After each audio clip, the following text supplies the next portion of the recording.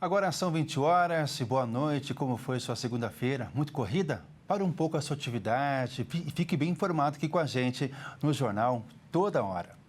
Começo falando de política. Em depoimento ao ministro Alexandre de Moraes nesta segunda-feira, o tenente-coronel Mauro Cid afirmou que o ex-presidente Jair Bolsonaro recebeu, leu e sugeriu alterações na chamada minuta do golpe.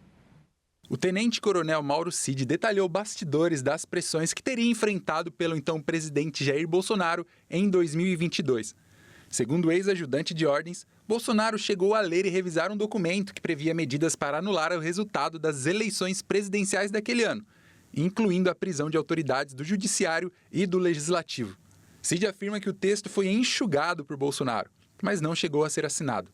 A minuta previa a prisão de ministros do STF, do então presidente do Senado, Rodrigo Pacheco, e de outras autoridades. Perguntado pelo ministro Alexandre de Moraes se Bolsonaro havia lido e estava ciente do documento, Cid confirmou que sim e ainda revelou que o alvo de prisão de Bolsonaro seria o próprio ministro. O ex-presidente Jair Bolsonaro recebeu e leu esse documento? Sim, senhor. Recebeu e leu. Ele fez algumas alterações no documento? Sim, senhor. Ele, de certa forma, enxugou o documento, né? Ele enxugou o documento, basicamente retirando as autoridades das prisões, né? Somente o senhor ficaria como preso. O resto não... A Polícia Civil do Paraná encontrou no início da tarde de hoje o corpo da Miss Serra Branca Tim, da Bahia, a Raíssa Sueli Ferreira da Silva. Ela estava desaparecida em Curitiba desde o dia 2 de junho. Porém, na manhã desta segunda, o humorista Marcelo Alves, amigo de Raíssa, confessou ter matado a jovem.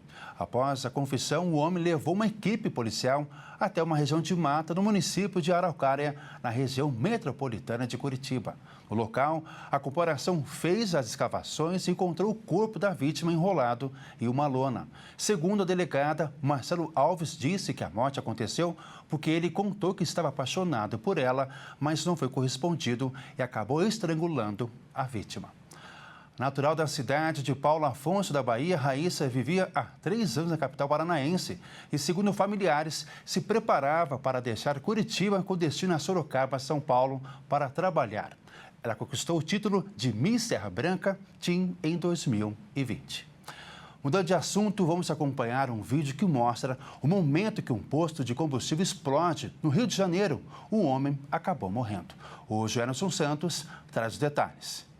As câmeras do posto de gasolina em GNV da Lapa, no centro do Rio, captaram o momento em que uma explosão destruiu o local na madrugada do último sábado. O acidente aconteceu pouco depois da meia-noite.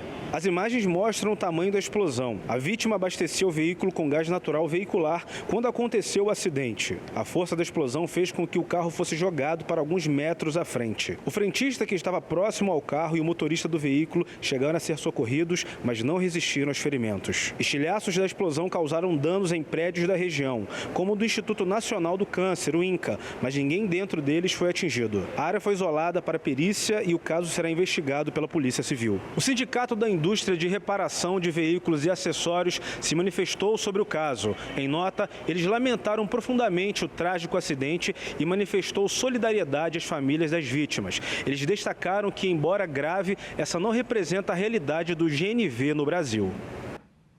Agora vamos falar de uma imagem que teve bastante repercussão no dia de hoje. Durante os protestos em Los Angeles, nos Estados Unidos, uma repórter foi atingida por uma bala de borracha enquanto realizava uma participação ao vivo.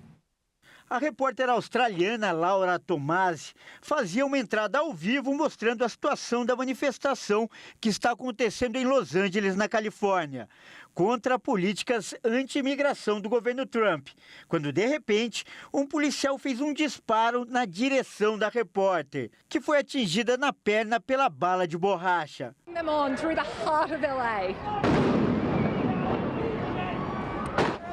Logo em seguida, Lauren sai de cena e o cinegrafista presente já socorre a repórter.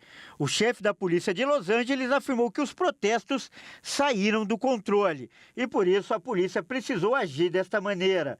Em nota, a emissora informou que Lauren e seu cinegrafista estão bem e continuarão o trabalho cobrindo o evento. Os protestos começaram no último fim de semana e os manifestantes reclamam da perseguição do governo Trump aos imigrantes. E dezenas de pessoas foram presas. O governo federal enviou cerca de 300 homens da Guarda Nacional para o local. A medida desagradou o governo do estado, que entrou na justiça para cancelar o envio das tropas. Trump, por sua vez, afirmou que pretende enviar mais homens e se mostrou favorável à prisão do governador da Califórnia, Gavin Newsom.